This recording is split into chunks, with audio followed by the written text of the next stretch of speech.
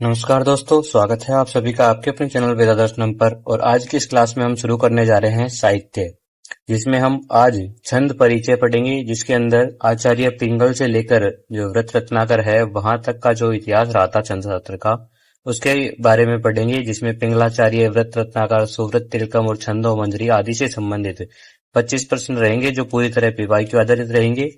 चलिए शुरू करते हैं पहले प्रश्न से। प्रश्न नंबर 1, यद् अक्षर परिमाणं तत् छन्दः इति परिभाषा कस्य आचार्यस्य अस्ति? कात्यायनस्य, पिंगलस्य, शौनकस्य, पाणिनेः।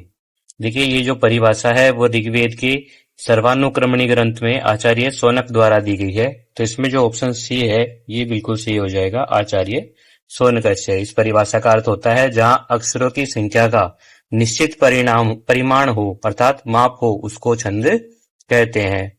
अगला प्रश्न, प्रश्न नंबर 2, आचार्य पिंगल विरचिते छंद सूत्रे कुल कति सूत्राणि उपलभ्यते? आचार्य पिंगल के द्वारा रचित छंद सूत्र में कितने सूत्र है? 208, 308, 408 या 508? देखिए, छंद शास्त्र के मूल प्रवर्तक आचार्य पिंगल को माना जाता है और उनके द्वारा रचित छंद सूत्रम या फिर इसको छंद शास्त्रम भी कहा जाता है। इसमें कुल 8 अध्याय है और इन 8 अध्यायों में कुल 308 सूत्र समाहित है। तो इसमें जो ऑप्शन बी है ये बिल्कुल सही हो जाएगा।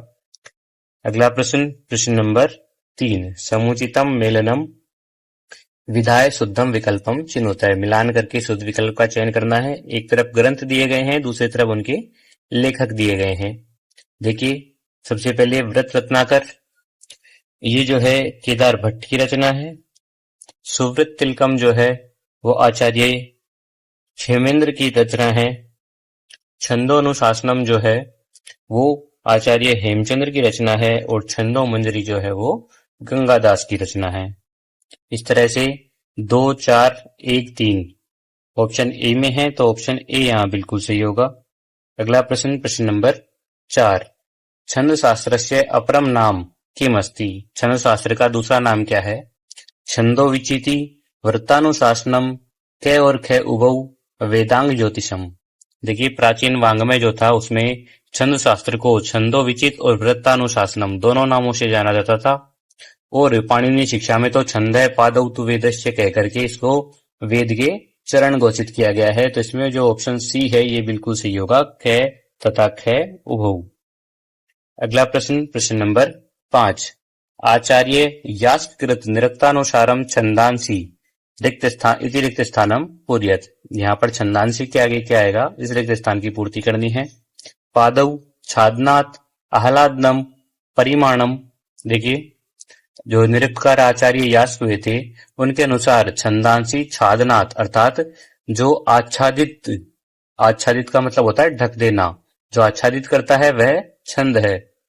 तो इसमें जो ऑप्शन बी है ये बिल्कुल सही होगा, रिक्त स्थान में आएगा छादनाथ, छंदांसी छादनाथ। और आह्लादम का अर्थ जो है वो होता है खुश करना, ये भी ध्यान रखिएगा। अगला प्रश्न, प्रश्न नंबर 6, ये माता राजभान शलगा इति सूत्रे कति वर्णान मेलित्वा एकः गणः निष्पद्यते? इस सूत्र में कितने वर्णों को मिला करके एक गण जो है उसका निष्पादन होता है? 2, 3, 4, 8। देखिए, छंद शास्त्र के नियम के अनुसार त्रयक्षरम भवेद गण अर्थात 3 वर्णों के समूह को ही गण कहा जाता है। उन 3 वर्णों में लघु, गुरु इनका क्रम होता है। वैसे तो कुल गण जो है वो 8 होते हैं, लेकिन एक गण के अंदर हमेशा 3 ही वर्ण आते हैं, ये ध्यान रखिएगा। इसमें ऑप्शन बी बिल्कुल सही होगा, 3। अगला प्रश्न, प्रश्न नंबर 7, मध्य लघु कस्य गणस्य स्वरूपम अस्ति? मध्य लघु किस गण का स्वरूप है, अर्थात जिसके बीच में लघु वर्ण हो? जगण, रगण, तगण या सगण? देखिए, मूल सूत्र अभी हमने देखा था, ये माता राजभान सलगा। जब हम रगण निकालते हैं तो उसमें रा, जय और भा ये वर्ण आते हैं। रा का मतलब गुरु, जय का मतलब लघु और भा मतलब फिर से गुरु। तो इसमें क्या आ जाएगा? मध्य लघु आ जाएगा। तो कौन सा यहाँ पर ऑप्शन बी जो है वो शुद्ध होगा, बिल्कुल रगण। रगण में मध्य लघु होता है। अगला प्रश्न, प्रश्न नंबर 8, छंद शास्त्रे संयोगी गुरु नियमानुसारम कै वर्ण है गुरु मन्यते? छंद शास्त्र में संयोगी गुरु नियम के अनुसार कौन सा वर्ण गुरु माना जाता है? स्वयं संयुक्त व्यंजनम, संयुक्त व्यंजनात् पूर्ववर्ती ह्रस्व लघु स्वर है, विसर्ग युक्त लघु वर्ण है, बी तथा सी उभौ। देखिए नियम है संयोगी गुरु, अर्थात आगे कोई भी आधा या संयुक्त अक्षर हो, संयुक्त अक्षर जैसे छ, त्र, ग, प्र, क्र आदि जो शब्द हैं, आदि जो वर्ण है वो आ रहे हो, तो उससे ठीक पहले वाला जो ऋस्व वर्ण है वो भी गुरु माना जाता है। तो इसमें बी और सी दोनों ही बिल्कुल सही है। ऑप्शन डी बिल्कुल सही होगा यहाँ, बी तथा सी उभौ। अगला प्रश्न, प्रश्न नंबर 9। अधोलिखितेषु अशुद्धम युग्मम चिनुते, गण चिन्ह व्यवस्था च। यहाँ पर जो अशुद्ध युग्म है उसका चयन करना है। देखिए नगण, इसमें सर्वलघु, मगण सर्वगुरु, सगण अंतगुरु, तगण आदि लघु। देखिए इसमें ए बी और सी तो बिल्कुल सही है, लेकिन तगण जो है वो गलत हो जाएगा। तगण का जो मूल रूप है वो होता है ता राजय। ता का मतलब गुरु, रा का मतलब गुरु और जय का मतलब लघु। तो दो गुरु और एक लघु अर्थात अंत लघु होगा ये, जबकि इसमें लिखा है आदि लघु, तो ये गलत हो जाएगा। अगला प्रश्न, प्रश्न नंबर 10। पादांते स्थित लघु वर्ण विकल्पेन गुरु कदा स्वीक्रियते। पाद के अंत में अर्थात चरण के अंत में जो लघु वर्ण है उसको विकल्प से गुरु कब स्वीकार किया जाता है। यदा छंदसः पाद पूर्णाय आवश्यकता भवति, केवलम संपादेषु, केवलम विसंपादेषु, नियमो अयम केवलम मात्रिक छंदसी एव वर्तते।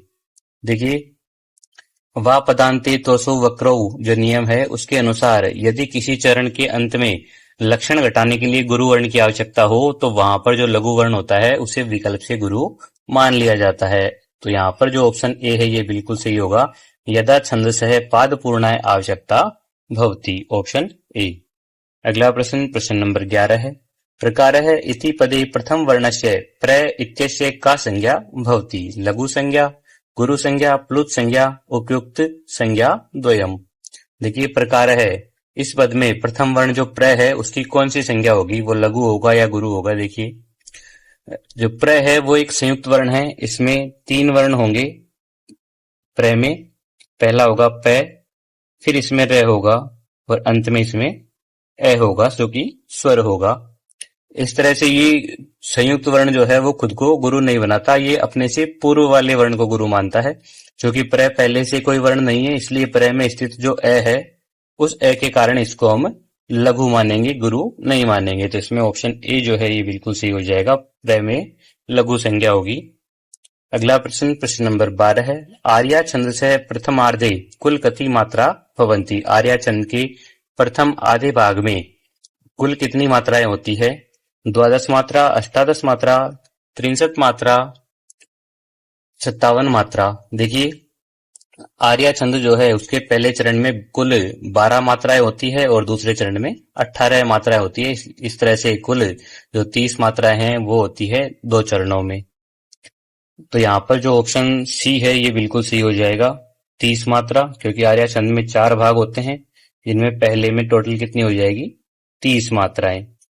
अगला प्रश्न, प्रश्न नंबर 13 है। अष्टादश द्वितीय चतुर्थके, देखिए शुरू से, यस्यापादे प्रथमे 12 मात्रस्तथा तृतीये अपि अष्टादश द्वितीय चतुर्थके रिक्त स्थान स आर्या, रिक्त स्थानस्य कृते समुचितम विकल्पम चिनुत। यहाँ पर रिक्त स्थान की पूर्ति करनी है। 12, अष्टादश, पंचदश, सप्तदश। देखिए आर्या छंद जो है उसका पूर्ण लक्षण इस तरह होता है, यस्यापादे प्रथमे 12 मात्रा तथा तृतीय अपि अष्टादश द्वितीय चतुर्थके पंचदश स आर्या। इसके अनुसार जो चौथा चरण है उसमें 15 मात्राएं होती है, 15 मात्राएं होती है। तो यहाँ पर ऑप्शन सी आएगा, 15 बिल्कुल सही हो जाएगा। अगला प्रश्न, प्रश्न नंबर 14 है। आर्या छंदसः संपूर्ण श्लोके कुल कति मात्रा निर्दिष्टा सन्ति। आर्या छंद के पूरे श्लोक में कुल कितनी मात्राएं निर्दिष्ट है, 30 मात्रा, 27 मात्रा, 57 मात्रा या 32 मात्रा।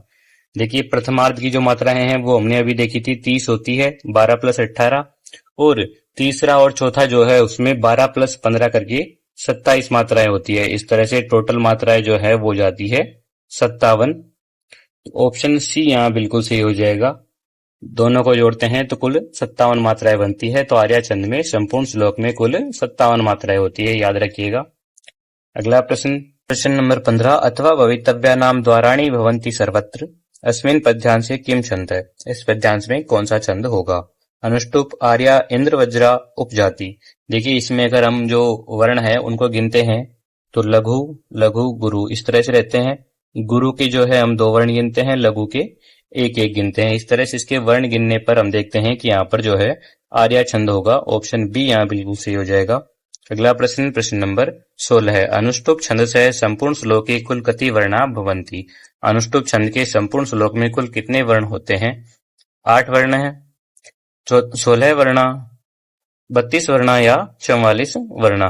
देखिए अनुष्टुप जो है उसको सामान्यतः श्लोक भी कहा जाता है। इसके प्रत्येक चरण में जो है 8 वर्ण होते हैं। तो एक पद्य में 4 चरण होते हैं। इस तरह देखा जाए तो टोटल 8 गुना 4 जो है वो 32 हो जाता है। टोटल 32 वर्ण होते हैं। ऑप्शन सी यहाँ बिल्कुल सही हो जाएगा। अगला प्रश्न, प्रश्न नंबर 17 है, अनुष्टुप छंदसि कतमः वर्णे चारों चरणेषु सर्वत्र लघु भवति।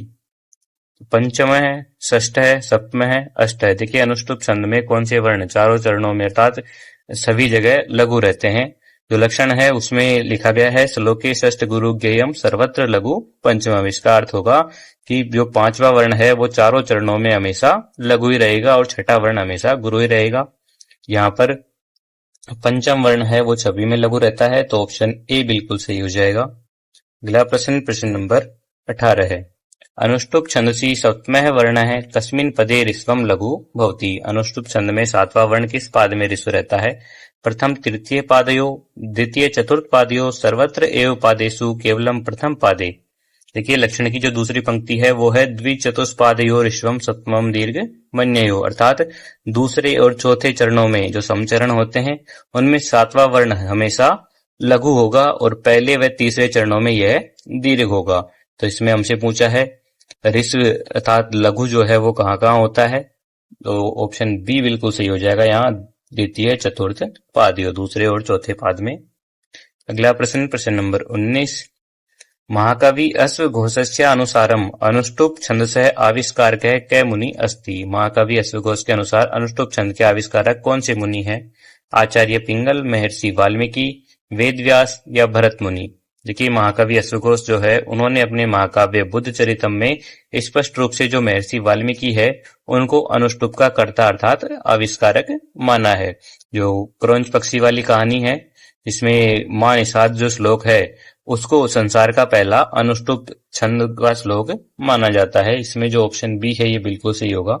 महर्षि वाल्मीकि ने कहा, महर्षि वाल्मीकि को कहा जाता है आविष्कारक। अगला प्रश्न, प्रश्न नंबर 20, छादिन्द्र वज्रा यदि तौ जगौ गए इति लक्षणानुसारम पादांते कति गुरुवर्णा प्राप्यन्ते। इस लक्षण के अनुसार पाद के अंत में अर्थात चरण के अंत में कितने गुरुवर्ण प्राप्त होते हैं?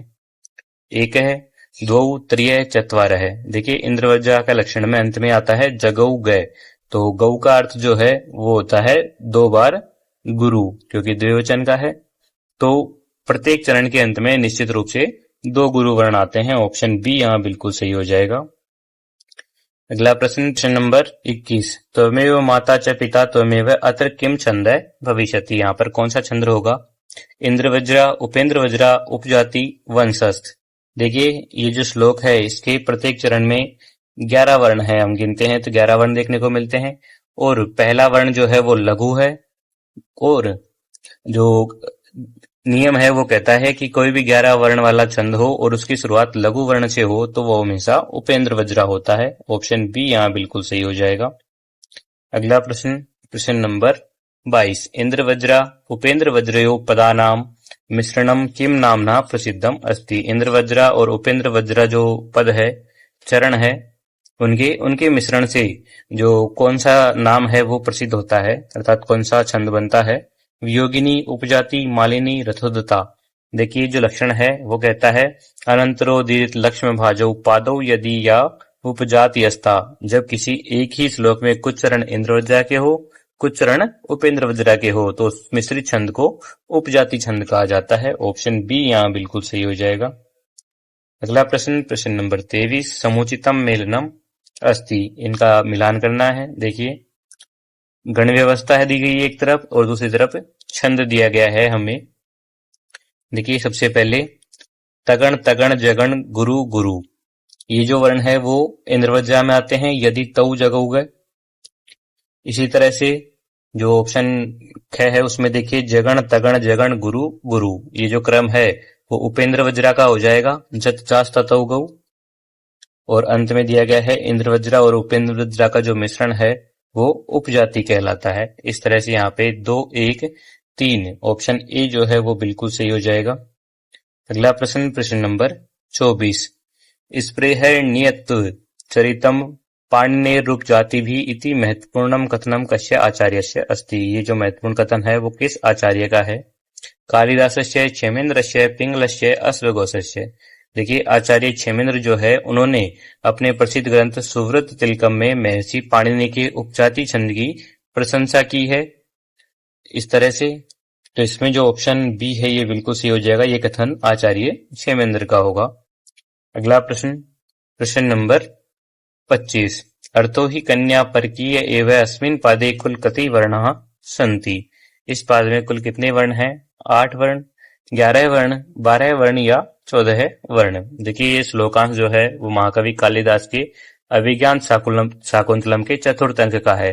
इसके अंदर वर्णों की गणना करने पर हम देखते हैं कि यहाँ पर इंद्रवज्रा छंद है जिसमें 11 वर्ण होते हैं, तो यहाँ पर ऑप्शन बी बिल्कुल सही हो जाएगा। इस पाद में कुल 11 वर्ण होंगे। इस तरह से हमारे जो 25 प्रश्न है वो कंप्लीट हो चुके हैं। अगली क्लास में हम आगे के 25 प्रश्न करेंगे। मिलते हैं अगली क्लास में, तब तक के लिए धन्यवाद। जय तु संस्कृतम, जय तु भारतम।